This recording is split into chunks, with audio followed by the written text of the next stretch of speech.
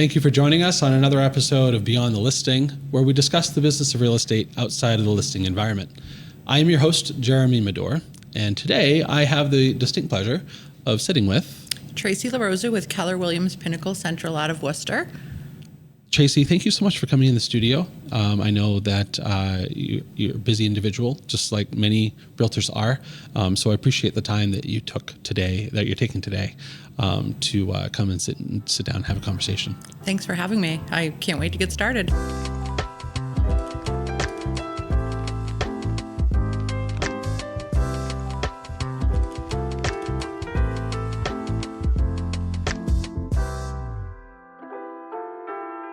I'd like to pick your brain a bit. Okay. Give us kind of a window into the new construction side of business. I know that from a realtor standpoint, we talk a lot about homes that are on the market, and we're assuming that they're already built, already lived in homes, right? But being a realtor that also works with Blair Builders, what is your role? At what point in the building journey do you normally come in? Minute one. Minute one. Yep. Okay. So once the lots are released and they're all engineered and ready to go, we get the packet of information. These are the 5 or 6 house plans you get to choose from. Okay. These are the lots that are available. Buyer's agents contact us, or sometimes if they don't have a buyer's agent, just the buyer directly will contact us. Okay. And we just start, these are the houses that can go on these lots. So step 1 is pick the plan that you like, and then we'll figure, can it fit on the lot that you want? Sure. If not, maybe we have to tweak it. Yep. And then it spirals from there. Okay. So from a transaction standpoint, how long are you in that transaction? Several months. Okay. Yeah, several months. It's a little bit longer than a traditional home sale but a lot of it depends on the buyer and how fast they make their decisions. Okay. So how fast do they decide if they want carpet or hardwood in the bedrooms? How fast do they decide, do they want granite or quartz in the kitchen? Okay. As soon as their selections are made, their files turned in, and then the actual building can begin, the permits can be applied for, foundation goes in, all that. So a lot depends on the buyer. All right. So when ground is broken and the foundation's going in, is the real estate side of the transaction done? For me, most of it's done. I still stay in contact with, the buyer's agent for any questions, checking in, how's it going? If they're maybe out-of-state buyers, they don't have the luxury of driving through the development to see the process. So I'll give them an update, drive through, take some pictures, take some video. Hey, the siding's going on, windows are going in, that sort of thing. So you're there as a resource in a relationship sense, but not necessarily a transaction sense. Exactly. Okay. All right. So that clears it up. That clears a lot up, actually, for me, because there are realtors who we work with who do a lot of new construction, but they come in on the end of the transaction, not at the beginning of the transaction. So that's it a all little bit depends different. on the builder too. I see that. So he's financing the project 100%, and it's a traditional closing in the sense at the end, and then the buyer's mortgage, payment starts. So it's not a traditional builder's loan where you're buying the piece of land and then you're hiring an architect and you're doing all of that. Right. So because a lot of mortgage loans for new construction, it's a really hit and miss. Not hit and miss. That's not true. It's a niche kind of industry, right? And not every builder qualifies with mortgage lenders. Because they don't have the reputation, they don't have the connections, et cetera. But in this case, Blair is financing the project himself. Yes. Okay. So lead me through that process. So does somebody need to come in with a proof of funds or so lendability? they have a pre-approval, obviously for whichever plan they want to build. They do a $500 lot deposit. It holds the lot.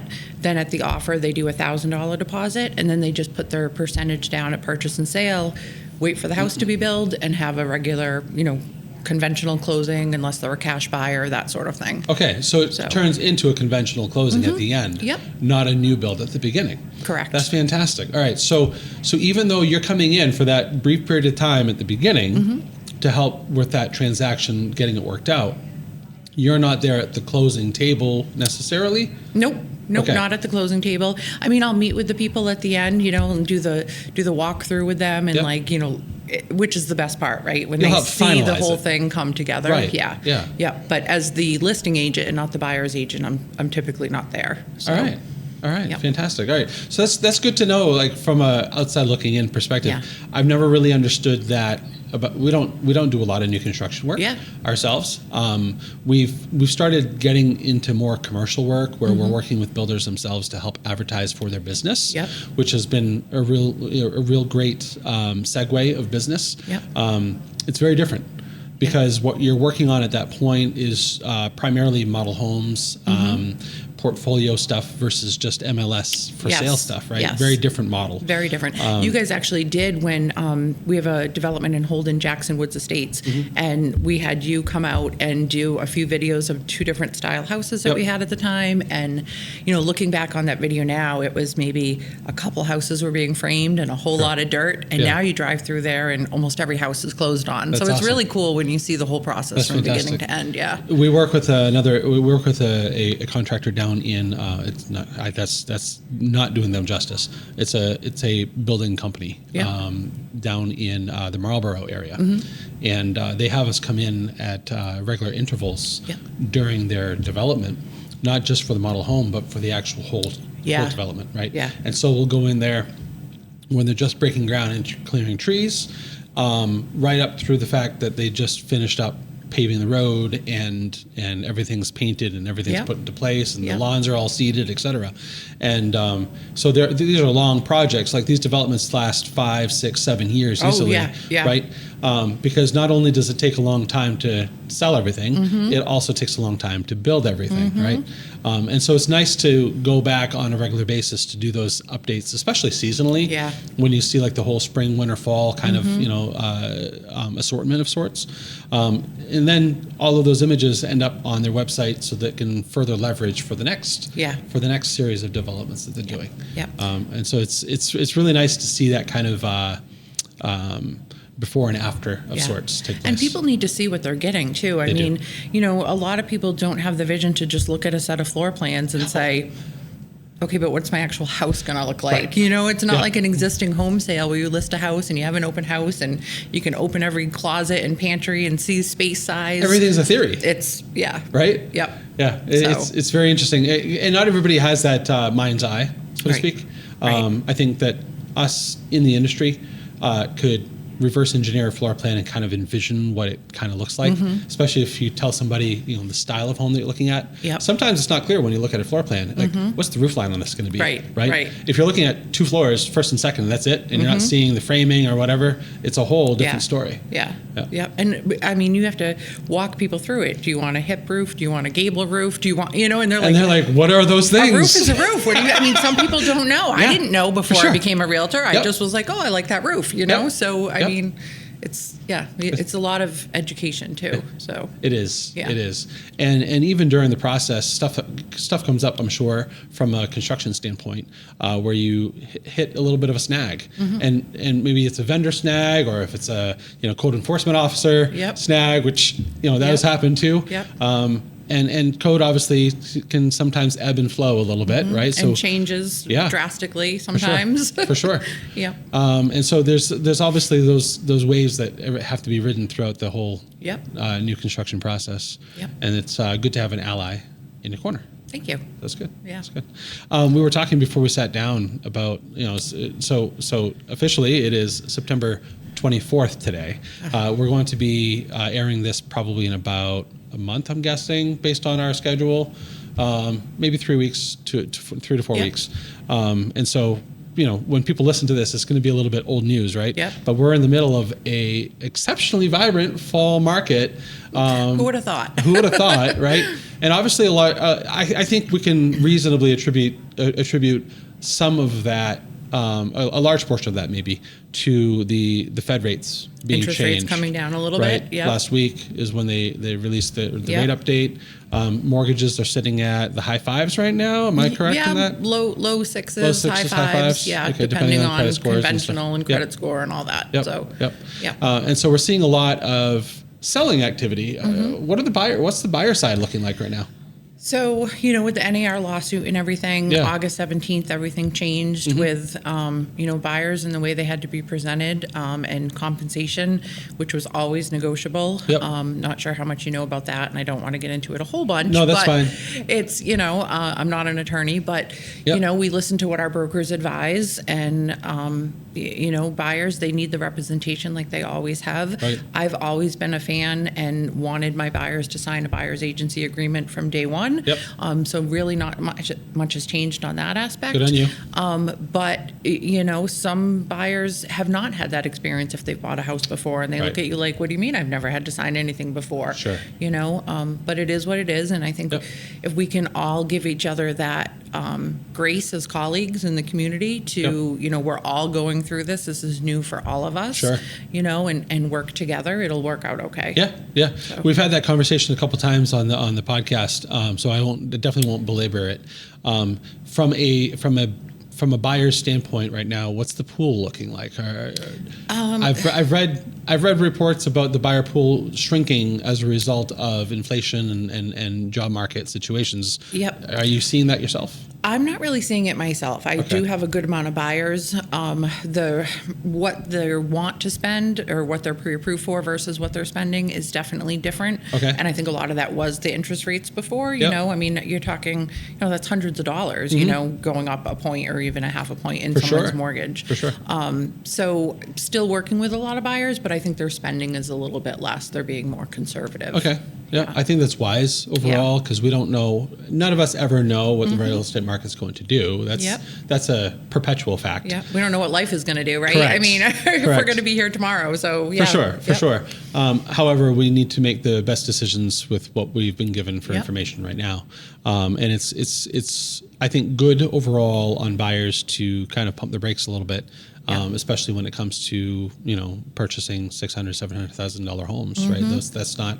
That's not something that you just go through. It's not a McDonald's meal. It's one of your biggest decisions, I think, in your life. Other than are you going to marry your spouse or have children or.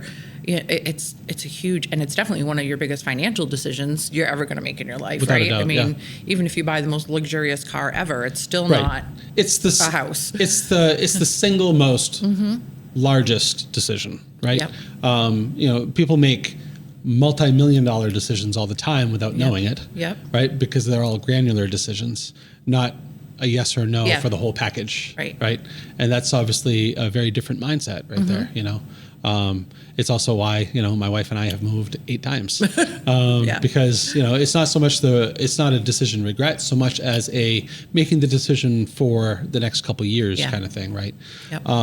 What kind of, so your area of specialty as far as location wise, you're down in Central Mass. Central Mass. Yep. I'm from Barrie, been there my whole life, over 50 years. And Central Mass is kind of where I like to be. That's kind of where my people are, so to speak. So all of the Quabbin towns, the Wachusett School District, Central Mass. If I get anything out, the Cape, I'll refer it out because it's a totally different market. It is. So, I mean, to each their own. There's some agents that'll just kind of go all over Massachusetts. Sure. But for me, it's, even Boston, that's a different market, the Berkshires. So, I try to stay Central Mass. Yeah. Now, Rutland, Barrie, that whole vicinity of the Quabbin district. What are you seeing happening out there from a development standpoint? What are you seeing happen out there from an industry, a jobs market standpoint? What's going on? Can you give us a kind of a sneak peek? Yeah. So, working with Blair, a lot of his developments are Rutland, Holden, a little bit into Shrewsbury. Barrie is growing, definitely not to the extent that it is in the Wachusett School District. Okay. Barrie's always been a small town kind of way of life, the Quabbin School District. It's what I like about it, though. Lots of farms, lots of acreage. You go into Holden, Rutland, you've got, not to say there aren't people that have lots of acreage, but, half an acre versus the average 3 or 4 acres in Barrie, Really? Wow. So, okay. Yeah. I would have, from an outside perspective, I would have put Rutland at about the same category. Yeah. But they're not. No. That's interesting. No. Okay. See, we just travel through and take Yep. photos of homes. We don't really Yep. take inventory necessarily. Yep. So our perception on it is obviously different from a resident, right? Yeah. I mean, there is some farmland for sure, without Yeah. a doubt, in the Rutland area, right? Yeah. And even into, Sterling, Princeton, whatever. But I don't think as much, in my opinion, as in Barrie, Sure. Oakham, Hubbardston area. Sure. Now, do you see Barrie becoming a subdivided area anytime soon, or is that I don't think so. no? I don't think so. We just don't have. We've had a lot of closings. Like our pharmacy, our town pharmacy just closed, which Okay. also owned the Rutland Pharmacy, and the Rutland Pharmacy just closed as well. Oh, okay. So we're definitely more small town than Holden, where you've got a CVS, 2 Walgreens, that sort of thing. Sure. So when you subscribe to Rutland Barrie, you're subscribing to generally slightly longer commutes to the convenience items, or is it still a vibrant local community? Give us. I would say vibrant. So Barrie, we've got a gas station, we've got Dunkin's, restaurants, grocery store, all of that. You have more than my town. But it's not to the scale, right? Like Sure. it's not a big Y supermarket. It's a smaller supermarket, but like it's got everything you need. I've always said, you know, and it's all locally owned industries or businesses. Yes. Yep. Most of them. Okay. Yep. That's fantastic. Most of them, so. That's fantastic. Yeah. Renovation in the area. I know that you guys have a little bit more. I know that from a farmland standpoint, there's plenty of that, but there's also some older mill buildings. What's going on in that neighborhood? So some of them have been coming down, which is sad to see. Okay. It's, especially in South Barrie, we had some mill, the old well mills and everything, and those have been taken down. Okay. And it's just part of history. I'm a big history buff. I'm a member of the Historical Society in Barrie, so to see these big, beautiful buildings not be able to be renovated and saved and brought back to life is Are sad. they not able to, or are they just simply, the math doesn't work? Probably a combination of both. Okay. The math and the cost it would take to renovate them and bring them back. Sure.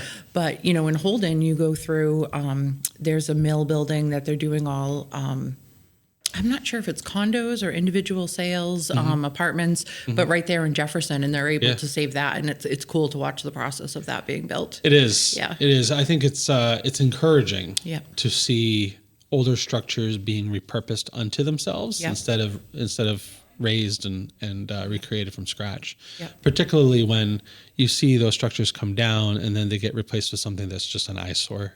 Like, not to say that the mill, that the rundown mill is not an eyesore of its own. Right. Obviously, it's got some safety concerns and environmental concerns.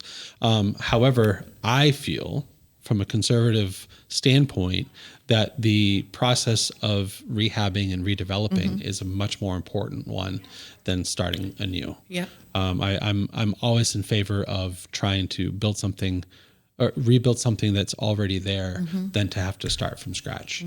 And I try to take that perspective in all areas of my life, not just architecturally, but also from an employment standpoint, working with employees to encourage them along a career path that is better suited for them, whether it be internally or for them to find other employment. But I think that from a town management standpoint, it's even more important to help maintain the identity of the town and reflect on its own history and past and try to embrace that moving forward. Yeah, definitely. I agree. What's your favorite part about the area that you try to concentrate on most? I mean, I love New England in general, right? Like we're coming into fall and, driving here, the leaves are changing and things like that. And like I said, the open space, the farmland, the people, the more kind of laid back, not hustle and bustle that you see in the city. I mean, I love going into the city for, go to an art gallery, go to dinner, something like that. Like I'm all for the culture. Using it as an option. But I like going home and sitting on my porch and looking at my 3 acres of land and, hearing the neighbors' cows down the street or something. It's just who I am, to each their own. So no, I think there's a lot of nostalgia attached to that. Yeah. Right. But there's also a wind down with some coffee or a tea, in the evening kind of thing. And there's a lot to be said for unplugging. Yeah. I think it's important that we all identify that. And it's really hard, I think, for people who are raised in urban environments to see that this is still going on, just not in their city. Yeah. Right. And I think that we can very easily develop an echo chamber of our own, right? If you're insulated when you're in Rutland or Barrie and you're sitting on your farmer's porch, you don't think about hustle bustle city life. Right. That's not front and center until you visit it, right? Right. And conversely, the same. Yep. So it's interesting to see those two dynamics at play and how the real estate market influences one over the other and the interplay between them. I mean, like when, COVID first happened, and we were talking a little bit before the interview here that, we thought no one's going to allow people in their homes. No one's going to want people opening their closet doors and touching everything. And it was that fear of the unknown, right? And it was the exact opposite. And then what happened, everyone started moving, not everyone, a lot of people started moving from the city to the rural towns, because they could work remotely and still can, and realize how much more they can have for their dollar versus city living. Are you seeing the reverse happening now, though? I'm seeing a little bit of it, but not a lot. A lot of people are still working remotely. I've got some commercial spaces that I've been trying to lease out, and it's really hard to get them leased because the majority of people don't need to go physically 9 to 5 into an office anymore. They can just make a little home office and get everything done from there. So your buyer pool is still... the ratio of your buyer pool that can work from home, it's not largely affected? Okay. Nope. All right. That's good to know, just from a local standpoint. Yeah. Because you look at national news, and national news is like, oh, it's the major callback to office and stuff like that. And that's been going on for the past 6 months to a year. Yep. And for me, for my part, I love having people in the office due to the fact that, you walked in here. Yep. We're a loud group. Yep. We don't have that kind of vibrancy if we're working from home. Yeah. Online. It's just not happening. Right. And so there's some industries I think that really benefit from work from home employees, and other industries that are actually crippled by it. Right. And I think our industry, especially the small office staff that we have, we're largely enhanced by being together. And so it's just I'm just curious what the dynamic is. Yeah. And I think, having an office space like this, you're right. It's you jive together, you play off of each other. It makes the day go by faster. It really does. It really all does. of that. Yep. So I can see from a corporate environment, it being insulated and not having to worry too much about work from home access. But from a small business standpoint, honestly, our personality with each other is in fact the lifeblood of who we are. Yeah. Without that team environment being fully established and actively growing each day, I don't think that we'd have the vibrant company that we have today. And I think that's important to have those kinds of relationships constantly forming, which is one of the reasons why we started this podcast, is so we could sit down with our clients and further develop those relationships with them. It's nice getting to know people from across the table, and kind of seeing a window of their life, right? So. Yeah, because we're all more than what we do, right? You're more than a business owner and a photographer. I'm more than a realtor. I have all sorts of things I volunteer my time for, and that's what I'm passionate about, and things like that. So we're more than just what we do for a living. For sure. We're people. Yeah. So the podcast, the podcast series is called Beyond the Listing, and it's called that for that specific reason, right? It's not about the transactions; it's about the relationships that the transactions drive, right? Or vice versa. The relationships drive the transactions, but the transactions allow for the relationships to start, and what we do with them moving forward, that's up to us, right? Absolutely. We can't guarantee that somebody's going to call us for business. Right. All we can do is, when we do get contacted, work with those individuals to the best of our capacity and establish long-term relationships with them, so we can galvanize our future. Yep. Serve every client like you would want to be served is how I just look at life. Undoubtedly. I mean, it's serve, every person you interact with should be how you want to be treated yourself. I mean, that's what we're called to do. So for sure. Yeah. For sure. You indicated some outside of work hobbies and interests and charities. Yeah, I mean, I've always had passion for helping other people. The Barrie Food Pantry, I do that on a monthly basis, collect donations at the church treasurer. Q Drug, which is an organization in the Quabbin School District, which I'm really passionate about. What is it? It's called Q-Drug, Quabbin Unifying Drug Response. Okay. And what we do is we start working with kids really, really little just to build that self-esteem in them, not to let people bully you. You're beautiful the way you are. Yeah. If you have that self-esteem, you're less likely to turn to drugs and alcohol in your high school years and things like that. Yep. So, I do a lot of work with them. Young Life, which is a Christian organization, my husband and I do that once a week on Thursday nights. We mentor to teenage kids that need to find Christ in their life, and the list could go on. I do a lot. That's just what I'm passionate about. I feel like we're here on this earth for such a short time, and we don't know, tomorrow's not promised, so we should just help each other while we can. Absolutely. So. Absolutely. And I like that because a lot of what you do personally dovetails into what you do professionally. Yeah. Your whole business is centered around the ability to help people execute their goals and dreams. Yep. And it's not the transaction, it's the intent for what it is, right? And it's that part of life journey that they're in that is only furthering along their personal goals. Right. And hopefully, the positive ones, right? Because obviously sometimes people are selling real estate for disastrous reasons. Yeah.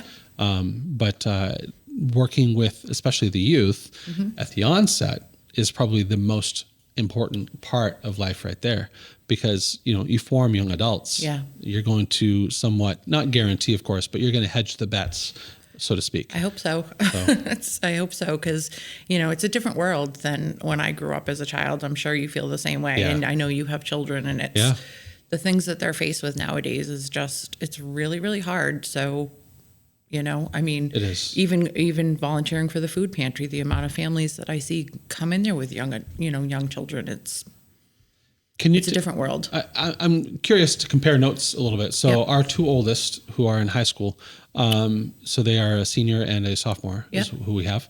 I have 4 girls, just for the audience, if you guys don't already know. So they're 17 and 15 currently, but they volunteer monthly at the food pantry in nearby our town. And we didn't even know that about each other. Yeah, right. So they've been doing that for about a year now. Yep. And it's part of their community service hours that they have to gather for high school. But there's a difference between when they started and now. It used to be, I gotta go do this for the high school. Now it's all right, off to the food pantry. I'm going to see so-and-so. Yeah. Right. And so they're starting to develop relationships and attachment in a good way to both the people that are volunteering there as well as the people that are cycling through. Right. And for their part, for that food pantry's part, they're actually seeing a decline in the number of people that they're servicing, not because there's a lack of need for it, but for other reasons up to and including a bit of a public embarrassment or a fear of judgment. What are you guys seeing on your end? I'm just curious. We still have pretty high numbers where we are, but you're right. There are some people that are just, I don't want people to know that I need a helping hand right now in my life. And we all go through stuff. We all have history, and I wish people didn't feel that way, because we're people that are volunteering are generally there to help because we want to help and we want to serve. We do deliver to some families as well that either can't make it for whatever reason, work schedule, car problems, whatever, or maybe they don't want to physically come, but we know that they need the help. So, we'll deliver right to their door if we need to. Yeah, that's good. So. That's good. So putting a face on hunger, or not even hunger necessarily, but need, right? Because it's not just about, I'm literally hungry. Yeah. It's about, I didn't know that I actually had, dietary needs that were going unaddressed. You only know what you know. I say all the time, you don't know what you don't know until you know. That's the thing. And then you're like, well, why didn't I know that before? Right. It's because the information was never provided to you, right? Or the awareness was not there. And so growing up, so I'm one of 9 kids. Wow. And so it was, we are a French Catholic family. And my parents they're fantastic people insofar as they really love us. They really love our family, and they really love each other. However, they were always very embarrassed by the fact that they couldn't successfully provide for the 9 kids. I mean, It's a big obviously, family. it's a big family, right? And growing up in the 80s and 90s, that was a very large period of change as far as financial changes, as far as the cost to raise a family, right? Back in the 50s and 60s, it was not uncommon, right? You fast forward to the 80s, 90s, it's a very uncommon thing at that point, and furthermore, we were also homeschooled. Yeah. And so there was a lot of stay inside the building kind of thing going on. And so it was a little bit of an echo chamber, a lot bit of an echo chamber there.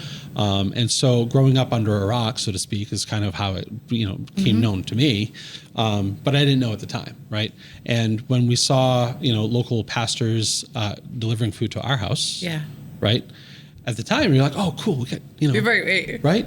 But looking back on it, it's a completely different perspective now as an adult, and my parents would accept food donations. And at the time, I was just like, oh, cool, they dropped off some food. Right. Never thinking to myself at the time, why are people dropping off food? Why are they doing it? Right? Yeah. And why did my mom go food shopping at 7 a.m. in the morning instead of 10 o'clock or whatever, Right. right? Right. And it's because when she paid with food stamps, she didn't want the neighbors to know, Yep. that kind of thing, It's not as busy. Yeah. And if you knew me growing up, you now know. Yeah. But the truth of the matter is, I don't care, Yeah. and what I do care about the most is that there are systems and support that are available out there that people really need to look at and be encouraged to participate in, to delve into, without that fear of, what will people think of me? Who cares? Right. Who cares? Exactly. cares? And it's not necessarily that you're reaching out for help because you're not working or you're lazy. And I think that's where a lot of that stigma comes in. It does. You could have just lost a spouse Yep. or a child or your job or Yep. been diagnosed with a terminal illness or just some sort of surgery, and you just don't know. And it all comes down to your finances when those major things happen in life. And It does. It's not just, oh, this person just doesn't want to make a living and they just want to rely on. It's not always the case. I would probably go so far as to state that it is an extremely small percentage Yeah. of people that attend or need assistance like this that are actually incapable of doing it on their own. I agree. I would go so far as to say that the lion's share of the people that either need SNAP benefits or food assistance of some sort are by and large people who just simply are not capable of getting out of that hole that they are in Right. currently without the assistance of another individual or a entity or whatever. Yep. And so it's this is the side of life that nobody talks about on a Right. daily basis. Right. And I think that it's important that it becomes Yep. a conversation, Yep. a casual conversation at that. Yeah. Because if it's just behind closed doors all the time, it's not really being talked about, is Yeah, it? no. And the same thing with like substance use in kids, and it's a totally different world, in high school nowadays, the things that these administrators have to deal with and kids are bringing into school, and you can just it's just a different world. That's a Yep. whole nother conversation, but Yep. it's Yeah, the Yeah. accessibility of ways of life that are destructive is over the top. it's everywhere. Everywhere you go, you see things that are Yep. And if it's not bettering humanity, then it's inherently destructive. And it's just normalizing it for our children, I think. When they see these stores everywhere and things like that, it's just normalizing, It's troublesome. So, yeah. It's definitely troublesome. For our part, even we belong to a small Christian school, but they still do Alice drills and lockdown drills and things of that nature. And we just had one actually last week, and the kids are still shaken up by it. And Yeah. the principal was in tears because she hates the fact that she has to do this. State regulation requires her to do it, Yeah. and not only that, but also her own conscience Right. requires her to do it. Right. But the fact that there are these policies and procedures in place is in itself a problem. And it's not a problem that they're in place, it's a problem that they were needed to begin with. To begin right? with, exactly. Just look, you peel back those layers of carpet and paint, and all of a sudden you get down to the raw surface of humanity. Yeah. That's what we need to concentrate on. And I think that it's wonderful that you're working with youth for those purposes. Thank you. So Yeah. Yeah. I've only been doing the Q drug thing for the last couple of years now. Yep. But it's been life-changing for me. It's rewarding. If you can prevent one child from going down a path that could cause imminent harm or death, that's worth it to me. Yeah, so for sure. yeah. So let's switch gears up a little bit and move on to happy topics. You know, and this is real stuff. Yep. You know, and it's definitely worth covering. Tell me a little bit about what you do for enjoyment. I mean, obviously you're enjoying working with these organizations. Yep. But what does Tracy do for fulfillment and restoration? Yep. Let me put it that way. So I have 3 children myself. My oldest has just turned 30. He lives in Connecticut, so he lives right near the beach in Old Lyme. So go to see him as much as I can. Right. Get some coastal time in there. Get some beach time in. I'm a big beach girl. My middle child is 24, lives in right outside of Charleston, South Carolina. So hop on a plane, be there in 2.5 hours, and spend a weekend with her. But the funny thing is like it takes almost 3 hours to drive to my son in Connecticut, and then it only takes 2.5 hours to hop on a plane and get to her. So it's about the same time. Plus the airport. Plus the airport, right? So, but I'm a positive person. Yeah, no, that's right. That's fair. And then my youngest son just turned 20 in August, and he's still living at home, working, figuring life out, what he's going to do and where he's going to go. And, I'm just all about family. So as much time as I can spend with them and my husband, and I'm very simple, like this time of year, go to the apple orchard on a weekend, sit out on my porch and read a book, go to the beach in the summer. My 2 best friends, spend as much time with them as I can. That's wonderful. Life is short. We've been friends since high school, and we'll be friends till the end. That's good. Yeah, since family high and friends. school, huh? Since high school, Wow. over 35 years. That's fantastic. I've got two very, very good friends since high school. So good for you. Yeah, good for you. Yep.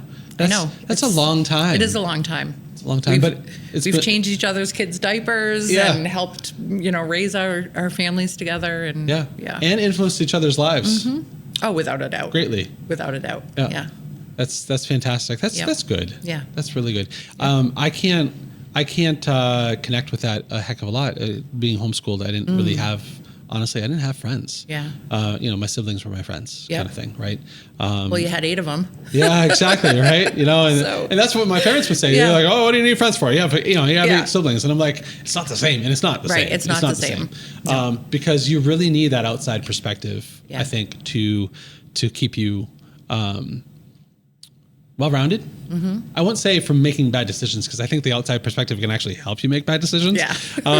So I don't think it's like an insulator. I think it is a growth incubator. Is what it is. Those outside relationships, and it's really nice to hear that you've had such a journey. Yeah.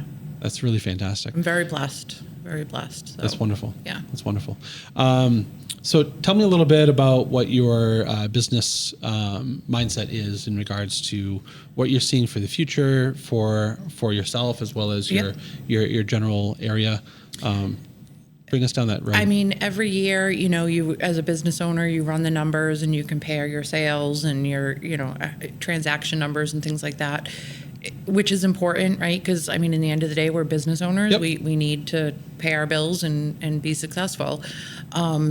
A lot of it is just be better than I was even the day before, right? That's what we're here Compare for. Tracy to Tracy. Exactly. Yep. There's so many, just like photographers, there's so many of us in this business. Mm-hmm. And again, it goes back to treat everyone how you want to be treated and do your fiduciary duties like you need to do and do it to the best of your ability. And hopefully it will just multiply. Yeah. So,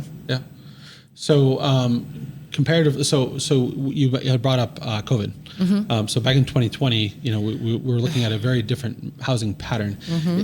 COVID aside, if you peel back the layers of the housing market itself, like let's take COVID out of the picture real quick. And I know that it was obviously the influencing factor, right? Not the biggest. It was the influencing factor, right?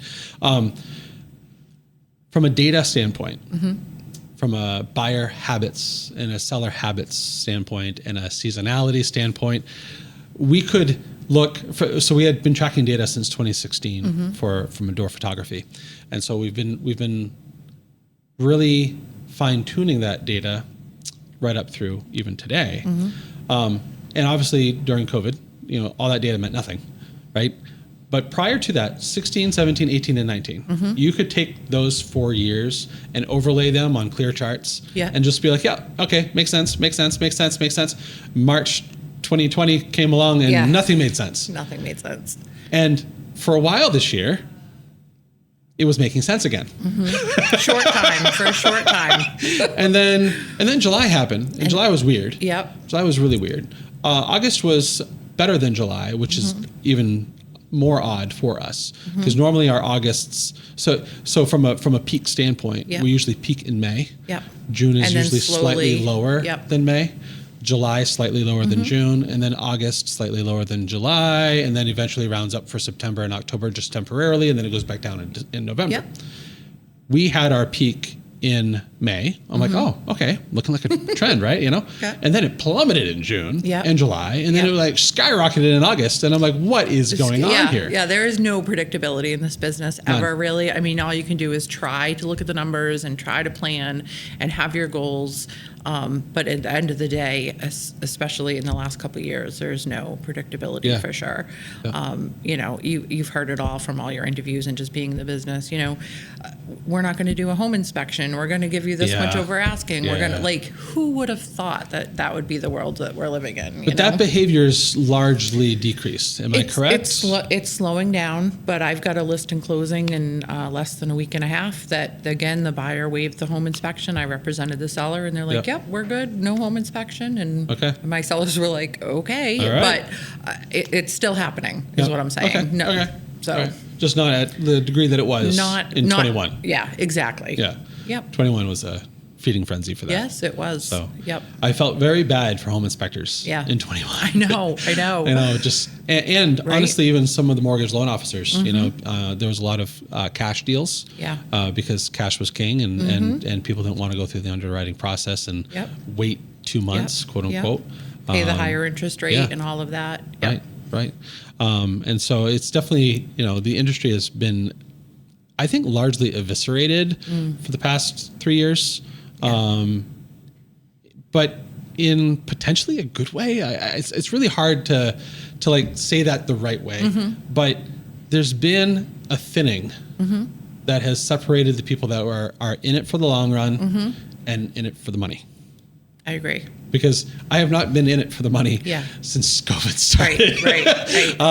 It's been consistent as far as from a profit standpoint is concerned, but we've really had to respond to a significant change in the market as far from a sheer production standpoint, like the demand.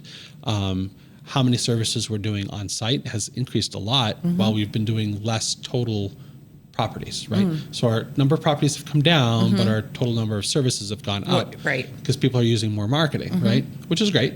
However, there's still a loss in volume.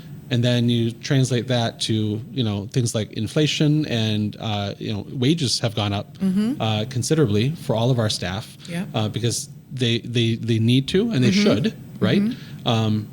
You know, but if you're looking at wage comparisons throughout the market, you have to maintain market rate. If you're not maintaining your market rate, you're going to be shrinking. You know, and so those have all been juggling acts that we've had to pull off. It is not easy to be a business owner, you know, and especially when you have the compassion and the, you know, you're just a good person, you know, as I have told you before, that you're trying to juggle it all and do what's right for everyone. For sure. So from a transaction standpoint, single family, multifamily? Mostly single families. Okay. Yeah, mostly single families. I've done some land for good friends, you know, in this area as well. If it was further away, like I said, I would refer it out. Represent quite a few landlords, which is not a niche for everyone. There is a lot of education that has to go into that, into representing the landlord and tenant rights and fair housing, and you know, it's just a thin little line to walk, you know. So, but I represent landlords and single families mostly. So representation for landlords, is it so you mentioned the fair housing. Is that largely different from what it would be for standard MLS real estate? So it's not largely different in the sense that, right, like we would never discriminate against anyone because it's just you just shouldn't do it as a human being, but especially in this career. Representing landlords is more, sometimes you have to kind of hold their hand and show them, especially if they're a newer landlord, what they can and can't do. What, you know what I mean? You're guiding them. The whole pet thing. Is it a pet or is it a service animal? I mean, there's that whole conversation you have to have. And, some people, landlords are like, no, but it's a dog. But it's not a dog. It's an actual service animal. Sure. And you just have to educate some people on it if they're newer in the investment. All right. So that's the element of that work that doesn't really pay anything, right? Hopefully, by doing that process, you're developing someone who is trusting you and the relationship building. Right. Exactly. Yeah. So that's interesting. All right.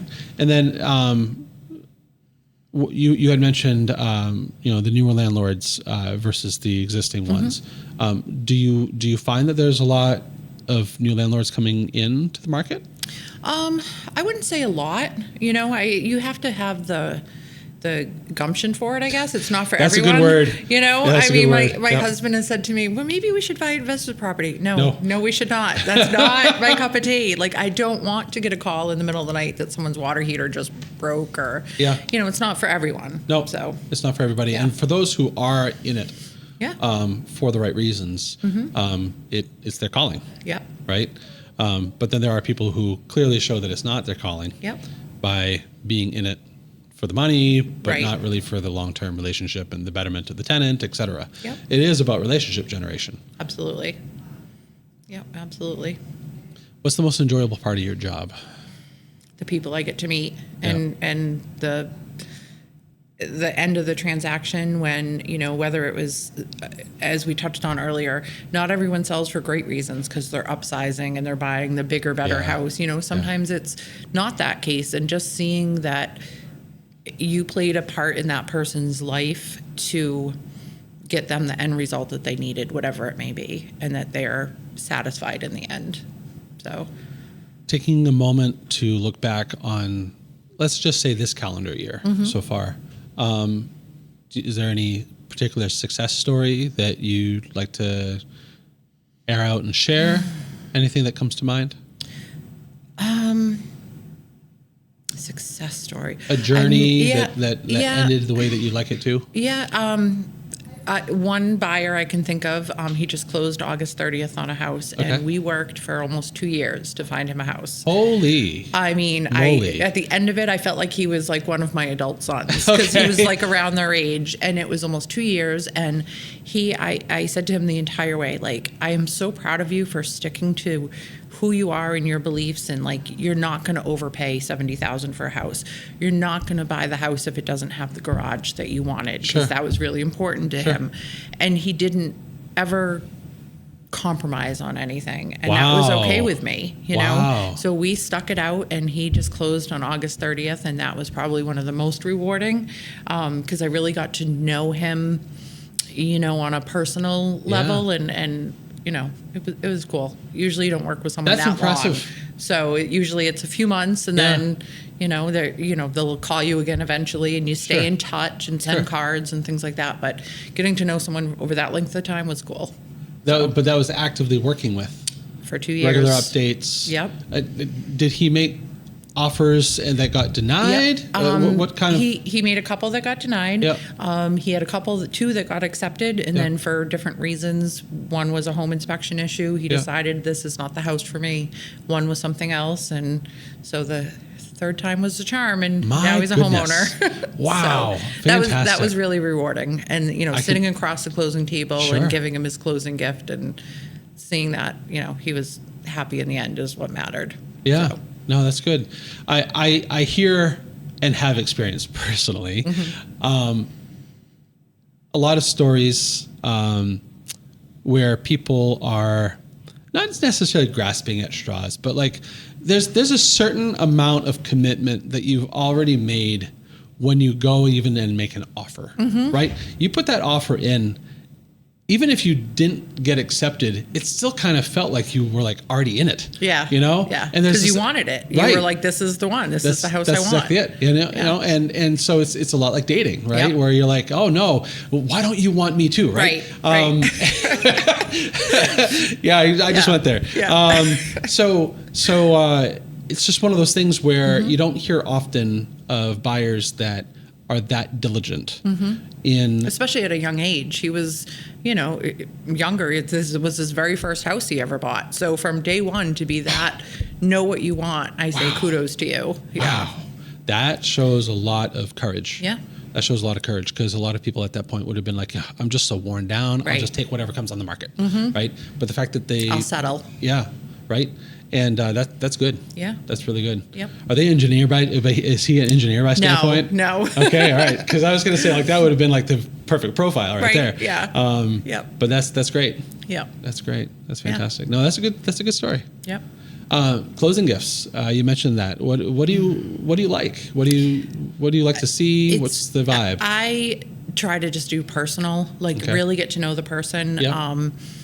He's this person here. It was an American flag to hang on his house, and a cute little coffee mug that said, "Sorry, I can't. I have plans in my garage today," because the garage was so important to him. Yeah, that's like a little Yeti that said that. Yeah. So I just, it's not just like, here's a cutting board or something, and there's nothing wrong with that. Don't get me wrong. Everyone needs a good cutting board, but I really try to make it personable and what I think tailored relates to that person. I think that's a solid push. Yeah. And that's obviously your value. Yeah. Right. Your value is that you get to know the individual as closely as possible.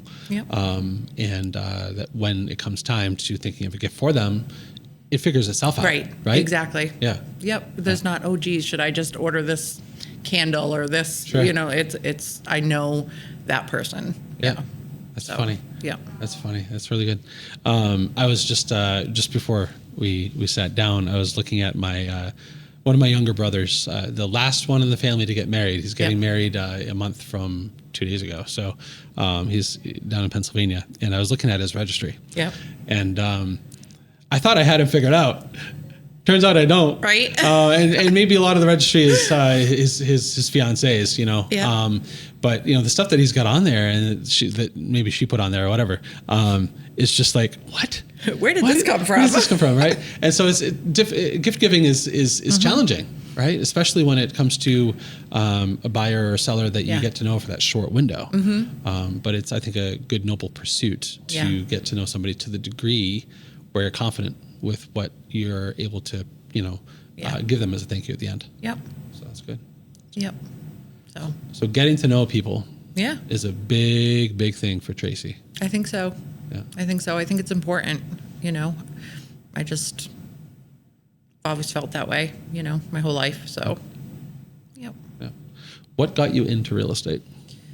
So Tell us that story. it wasn't a career choice per se. I had a friend. Those are the best ones. Right? Go. I had a friend who had her real estate license and had been in the business 15, 20 years probably. And she's like, you'd be good at this. You should do this. And I was like, no, I'm good doing my 9-to-5, 40-hour-a-week job. No, What were you doing? You should do it. What were you doing at the time? Office manager for a plumbing and heating company. Okay.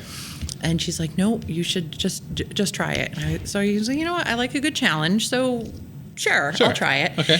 Thinking, well, if I sell like a house a year, I can take the kids on a fantastic vacation or something I wouldn't normally do. Exactly. Yeah. So I signed up, took the test, passed the test, and did my first sale and absolutely loved it. And there was no turning back. Okay. So I have to say thank you to her, and here I am. How long ago was that? January 2019. Okay. I got my license. Okay. Yep. All right. And what kind of transition period did you have between your administrative job and your real estate job? So I would say it took a good couple years to really get to the point where I was like, okay, I could make a living off of this. And a whole lot of tears along the way. And am I meant to be doing this? And, it's not for everyone, you have to really like serving people at the end of the day. So it took a couple of years, I'd say, before I got to the point where I felt somewhat successful at it. So, All right. What does your husband do? He does sales for safety things, so anything safety related. So, Commercial? safety shoes, safety glasses, safety for firefighters, anything like that. All right. Mostly apparel items. Yep. Okay. Wonderful. All right. Yep. So you have, PPE, back to COVID, all of that. yeah, anything safety, OSHA related, he does sales for that. all So, right. Okay. So you guys are both involved in sales. I know, right? Wow. Yeah. Yep. And he commutes to Connecticut every day. I don't know how he does it, but he loves it. So, yep. You can't ask for more than that. Right. If he enjoys what he does, does it work? Right. So, Yep. so you don't work, right? No, and right? I don't work. It's that saying, right? If you like what you do, you'll never work a day in your life. Yeah. It's true. It's just serving others. Yep. Obviously, there are times, and I'm sure you can attest to this, where you're like, this is work. Yeah. Right? But you're going to have that. Yep. But it's better to have those days than those years. Exactly. Right? Exactly. Yeah. Yep. The days crawl, but the years fly. Mm-hmm. So. Don't they? Yeah. Yeah. And look at your kids. Right? Look at your kids. Yep. Do you have any grandkids? No, not yet. All right. So keep waiting for my husband to, we'll see. We'll see. So. Okay. All right. If you're Tracy's child and you're listening, just kidding. Yeah. Right. Yeah. Yep. All right. Your youngest that's at home. Yep. So 20? Just turned 20 in August, end of August. Yep. Son or daughter? Son. Yep. What's he currently doing, or what's he looking to do? Yep. So he's working full time. He's going to welding school at Monty Tech and wants to get into welding. Fantastic. So working on that. Yep. And Yep. College was not his thing, and I said that's okay. That's okay. It was my first two did that, and it's not for everyone. College wasn't my thing. Yeah. I went for a accelerated 2-year program that was every single month was a brand new set of classes. Yep. And that was really the only way it was going to work for me, because sitting in a lecture hall was not my thing at all. I was a doer, hands-oner, and that's the college that I went to. Yep. It was more of I went to college for computer programming and game design, out of all things. And I ended up liking the design aspect more than the programming aspect. Yep. Who'd have thunk? And the hands-on-ism of it, right? Like how hands-on it was in itself the reason why I graduated. Yeah. Had it not been as hands-on as it was, I probably would have gone on to the next thing. But blue-collar work is phenomenal. We need that so badly. Yes. We need that so badly. Yeah.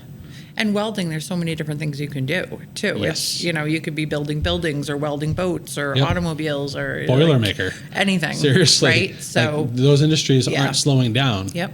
But they are ill-attended. Yeah. Right? There's not enough people that help that part of society. Infrastructure is a massive thing. And not just building new infrastructure, but maintaining what we currently have. And we need people like him. Yep. So... kudos to him. Right? Kudos to him. He'll get there. Just a matter of time. Just a matter of time. And he'll be buying his first house, like my oldest. And yeah. It's crazy when you get to this point in life and you see your kids being the point in life where they, it's just crazy looking back. Yeah. You're seeing them go through stages in their life that you've yourself been through. Yeah. And you feel like it was yesterday. Yeah.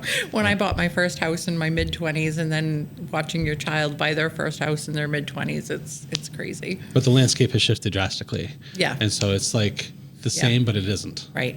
Right? Exactly. Yep. Well, we could wax on poetically for another 2 hours. Right. It's been really nice sitting with you and having this discussion. I loved it. Thanks for having me. You're very welcome. Truly. Thanks for having me. And for anybody who's listening and has the same thought that Tracy had before coming on board of, what are we going to talk about? This is what we're going to talk about. Yeah. We're going to talk about you.